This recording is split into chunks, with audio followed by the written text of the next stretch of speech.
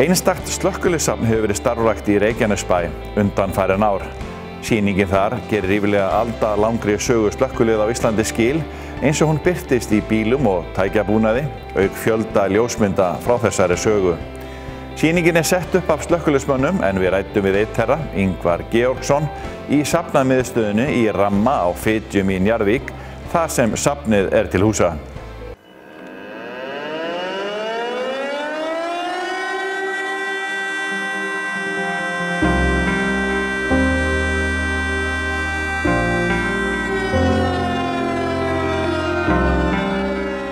Þetta eina slökkviliðssafn Íslands, ekki satt? Jú, það passar. Þetta verður til af því að vinur minn sem með mér í þessu, hann fenginn til þess að taka ljósmyndir af amerískum slökkvibílum sem eru fengnir til landsins ára 1940 til 1980 fyrir danskan bókaútgefanda. Og vinur minn ferðast landið og tekur myndir af þessum bílum og sér þá að það fullt af dóti sem liggur undir skemmdum hér og þar, vísvegar landið. Og hann bauð mig að koma með sér í það að opna safn. Og mér fannst hann hálf geggjuð hugmynd en hann sagði þurfa að fá einn annan geggjað með sér í þetta og við fórum bara af stað og fengum Reykjanesbæ með okkur og hér erum við í dag. Og það ansi mikil saga hérna, þetta ansi merkilegi bílar bara á heimsvísu, skilst mér.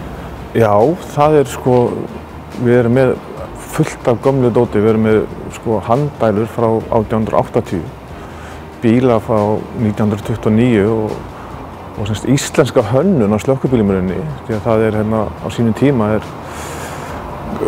maður fenginn til þess að breyta pallbílum, Erlendur Halldórsson, breyta pallbílum í slökkvibíla. Þannig að það til íslensk hönnun á slökkvibílum. Það sé nú ekki flókin en þá það varstangur og það dæla og það slönguhjól og það bara flott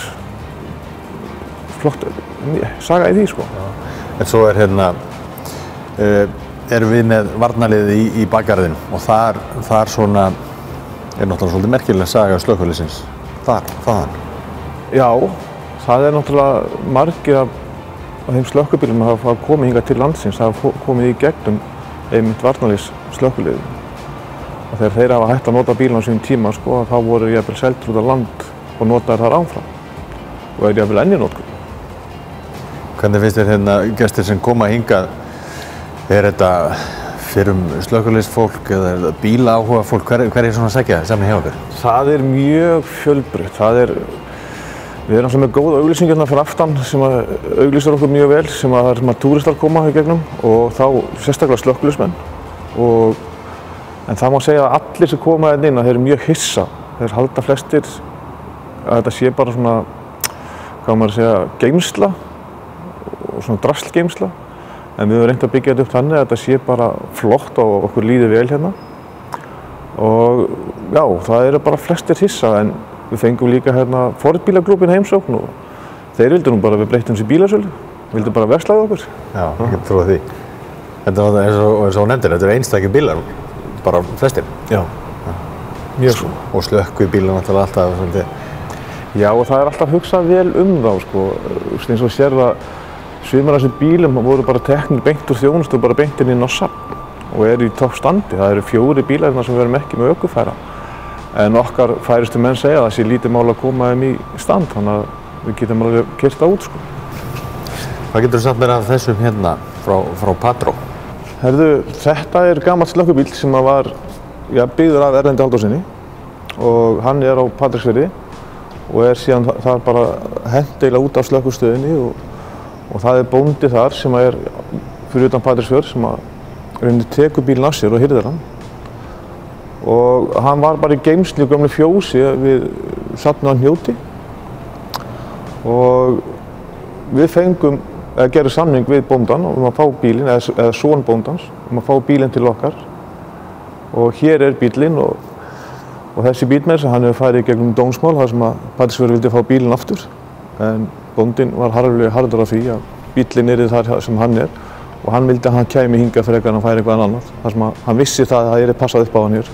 Slökkviliðsmenn þekktu fyrir eins og þú sagðir að hugsa vel bílana, þannig að treyst ykkur fyrir þessum? Já.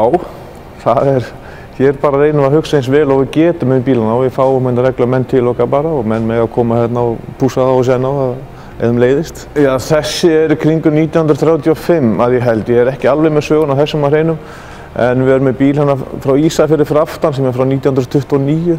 Það elsti bílinn okkar. Og svo þetta alveg til 1978. Það hérna bíl sem kemur frá Brunavarni Suðurnesja sem var í rauninni bara keyrt út á slökkvistöðina, hættur, tekinn úr service og bara settur hérna á safn. Hvernig finnst þér svona sem, þú ert búinn að vera, tekið ekki alveg, þú ert búinn að vera áratugi kannski slökkviliðsmaður? 30 ár núna 1. júní. Já, ok.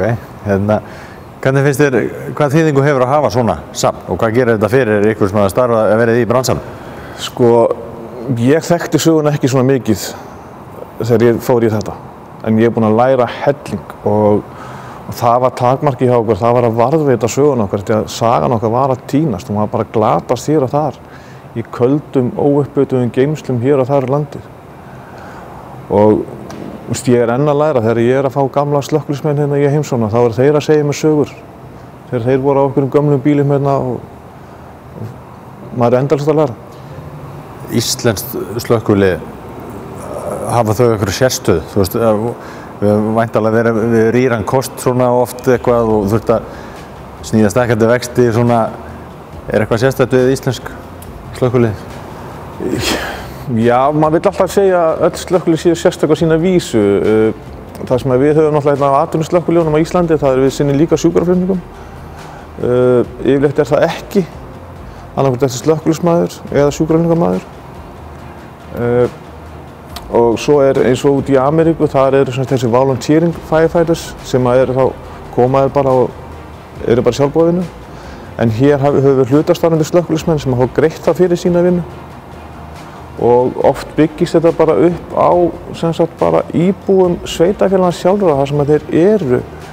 Veist, svona bara þetta íslenska drive power bara. Ég ætla að vera í mínu torpi til þess að bjarga því sem hægt að bjarga. Þetta svona íslenski hugsunarhátturinn hjá sumum slökkviliðsmönnum. En aðstæður, það eitthvað sérstakar hér? Þær eru mjög erfiðar víðs vegar. Ég veit að það eru bílar ennþá í notkun út á landi sem eru eldri en bílar við erum með á safninu. Svo getur maður ekki farið hérna á þess að minnast á brunana og það nú væntanlega einn svona frægasti bruni landsins gerist hérna í gamla bænum í Keflavík.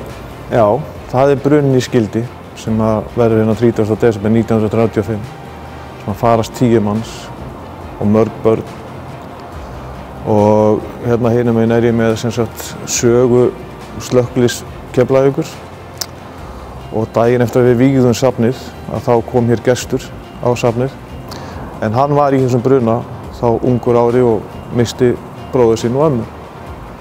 Og þetta náttúrulega var svakalegt á þessum tíma, þetta var náttúrulega ekki stórt bílalag á þeim tíma sko. Þá vorum við bara með eina véldælu og eina handdælu til að slökkva eldinn. Og við vitum alveg hvernig það fór. Mannskæðasti bruni? Þetta er mannskæðasti bruni í Íslandssögunnar.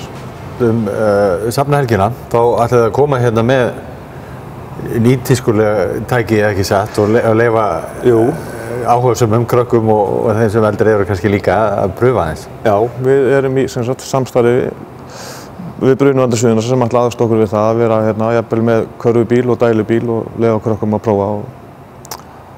Og svo aldrei að vita að við fáum slökkviliðshundinn, hann hefur komið hérna, hann hefur verið mjög vinsæll og þá hefur verið myndataka með honum og með krökkunum.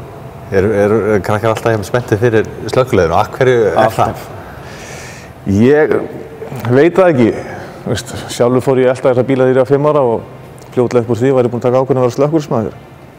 En ég veit ekki hvort það liturinn eða hljóðinn eða ljósinn eða hvað. Þetta er bara eitthvað sem er alltaf spennandi. Alltaf ég gaman fyrir krakkarna að koma í heimsókn. Og kemur það svona, skín það ekki í gegn þegar fólk kemur hérna á safnið? Jú. Það er alveg bara, og með þess að fólk talar alveg, ég man eftir þessum bíl og man eftir þessum bíl og það man alveg söguna þegar það var elda bílana og það var alltaf voðalega spennandi. Fólk er fyrst í brunalúðrinum og þá fór að líta eftir slökkvibílunum og það man alveg sína sögu.